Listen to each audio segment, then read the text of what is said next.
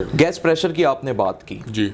जैसे ही सर्दियों का सीज़न शुरू होता है सोशल मीडिया पे फेसबुक पे वीडियोस आना शुरू हो जाती हैं मतलब उसमें लोगों की आवाज़ें होती हैं, ये देखें जी हम चूल्हा खोल रहे हैं, माचिस जला रहे हैं, और एक बड़ा ऐसा पोर्ट्रेट किया जाता है पूरी उस वीडियो में 2 मिनट की कि जैसे बड़ा जुल्म हो रहा है। बेशक लोगों की नीड तो नहीं पूरी हो रही और देखने वालों के हज़ारों कमेंट्स आ जाते हैं, शेयर होती है वीडियो, लाइक भी होती है, लेकिन इसके रीज़न्स क्या हैं? क्या वाकई हमारे पास सर्दियों में शॉर्ट हो जाती है गैस, या कुछ हमने बहैसियत जर्नलिस्ट चीज़ों को एग्ज़ामिन किया है तो मालूम हुआ है कि कुछ मोटर्स ऐसी आ गई हैं कि प्रेशर कम होने की वजह से वो लोग लगा लेते हैं अपने घरों में, और फिर एक घर को तो सप्लाई मिल जाती है लेकिन बाकी उस बिल्डिंग के अंदर फिर गैस नहीं आ रही होती। इसमें 2 जवाब आते हैं। मैं पहले आखिरी जो आपने बात की उससे स्टार्ट लेता हूँ। क्योंकि गैस कंप्रेसर्स कहते हैं इसको, ये जैसे कि जनरेटर का इस्तेमाल गैर कानूनी है, ऐसे कंप्रेसर्स का भी, बिकॉज आपने ऑथराइज लोड में से अपने घर का ओवन और गीज़र अप्रूव कराया हुआ है। अगर आप कोई भी चीज़ इंस्टॉल करते हैं, जनरेटर या कोई और बेकरी के लिए पाइप या कंप्रेसर, तो वो गैर कानूनी है, जिसका मैंने आपको बताया कि different stages of criminal acts हैं उसके, और उसकी पेनल्टीज़ डिफरेंट लेवल्स की हैं। तो वो जैसे हमारी वो टीम जो रेड्स करती है वो डेफिनेटली उसको भी अनप्लग करती है और उसको रिपोर्ट करके ख़त्म करके उसको जुर्माने करती है। लेकिन अब बात जो कि आपने स्टार्ट की थी कि गैस में सर्दियों में क्राइसिस क्यों आता है, थोड़ा सा मैं आपको बैकग्राउंड बताऊंगा। देखें, ये गैस बेसिकली आती कहाँ से, पहले तो नाज़रीन तक, क्योंकि ये मिथ लोगों तक शायद नहीं क्लियर होती, वो कुछ ये समझते हैं कि जी SSGC या सदर्न गैस कंपनी जैसे हम कहते हैं, या सुई नॉर्दर्न पाइपलाइंस लिमिटेड जो कि पंजाब और KPK में सर्व कर रही है, ये कंपनियां शायद गैस की कुल मालिको मुख्तार हैं, यानी कि इनके अंडर में वो गैस के रिजर्व हैं, वो कुएं हैं कि जिनसे ये गैस निकाल के आवाम को बेचती हैं, सुई के मकाम से निकल रही है और ये मालिक है उसका। असल में सुई का जो आपने जिक्र किया, तो सुई से पहली दरियाफ्त हुई थी और पाकिस्तान की तारीख की सबसे बड़ी दरियाफ्त थी, तो इसलिए वो जो नाम था उसको ऑनर देने के लिए वो आज तक नाम सुई ही रखा गया।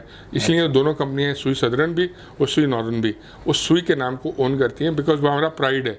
वो हमारी पहली दरियाफ्त थी पाकिस्तान की, वो दुनिया के एक बड़े रिजर्व में से रिजर्व था, लेकिन उसको तकरीबन निफ सदी गुजर चुकी है और वो रिजर्व उसकी ऑलमोस्ट मिल्क आउट हो गई है, जिसे कहना चाहिए कि वो रिजर्व अब नहीं रहे, जो अगर वहाँ हमें 100 मिलता था तो 5 मिलने लगा है।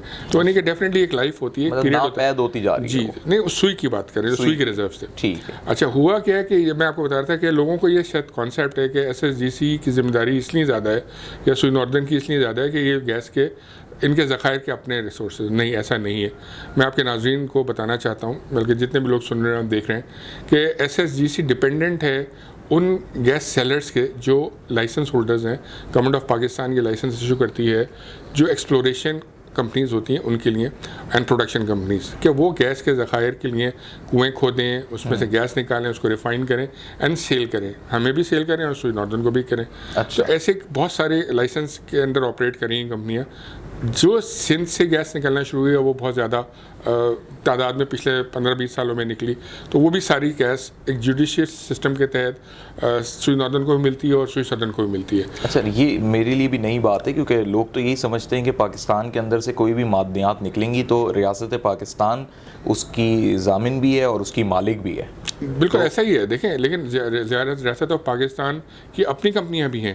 अच्छा। 2 कंपनियां अपनी भी हैं वो जो कर रही हैं, लेकिन वो नाकाफ़ी हैं, तो इसलिए रियासत पाकिस्तान ने इनवाइट की इन्वेस्टमेंट भी, और बाहर की कंपनीज भी यहाँ आई और लोकल प्राइवेट कंपनीज ने भी इन्वेस्टमेंट किया कि वो निकालें, लेकिन definitely under certain formula, under certain agreement, क्योंकि गवर्नमेंट ऑफ पाकिस्तान ही गवर्न करता है सारा उसको। अच्छा। और वो जो भी कुछ होता है वो उसकी प्रोडक्शन एक कैलकुलेटेड फार्मूले के तहत फिर वो आगे से डिस्ट्रीब्यूट होती है और सेल होती है।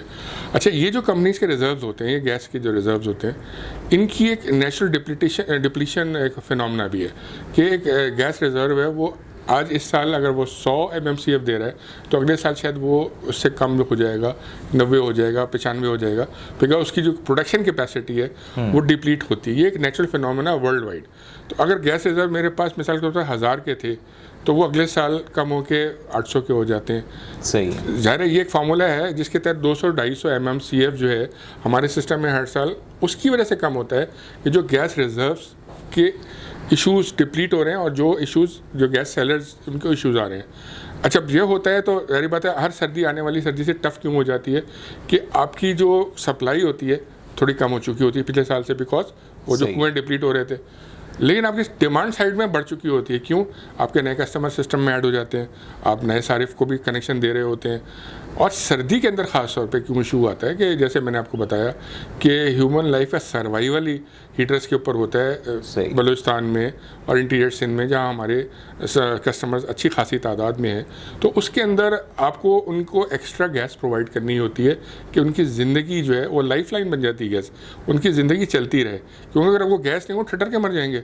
तो हीटर्स के थ्रू अपने आप को हीटेड रखते हैं, या पानी गर्म करना हो चूल्हों के ऊपर नहाने के लिए, वज़ू करने के लिए, तो उनको एक्स्ट्रा हीटिंग कैपेसिटी चाहिए होती है। जब आप उस लोड को भी कैटर कर रहे होते हैं, यानी कि डिमांड भी बढ़ गई आपकी, साल के जो नए कस्टमर ऐड हुए, फिर आपकी नई डिमांड बढ़ी क्योंकि आपकी हीटिंग कैपेसिटी चाहिए बलूचिस्तान में और सिंध में, और रिजर्व्स आपकी सप्लाईज कम हो गई। तो आपको कहीं ना कहीं तो मैनेज करना है। जब आपको मैनेज करने के लिए डेफिनेटली कहीं ना कहीं आपको हमारी जो प्रायोरिटी होती है गैस लोड मैनेजमेंट प्लान की, जो गवर्नमेंट ऑफ पाकिस्तान की ICC से अप्रूव्ड है, हम उसके तहत फिर चलते हैं। उसमें सबसे पहली प्रायोरिटी होती है डोमेस्टिक सारिफ, कि जी जो डोमेस्टिक सारिफ है उसको गैस सबसे पहले प्रायोरिटी पे हमने प्रोवाइड करनी है, फिर कमर्शियल सारिफ उसके साथ आती है।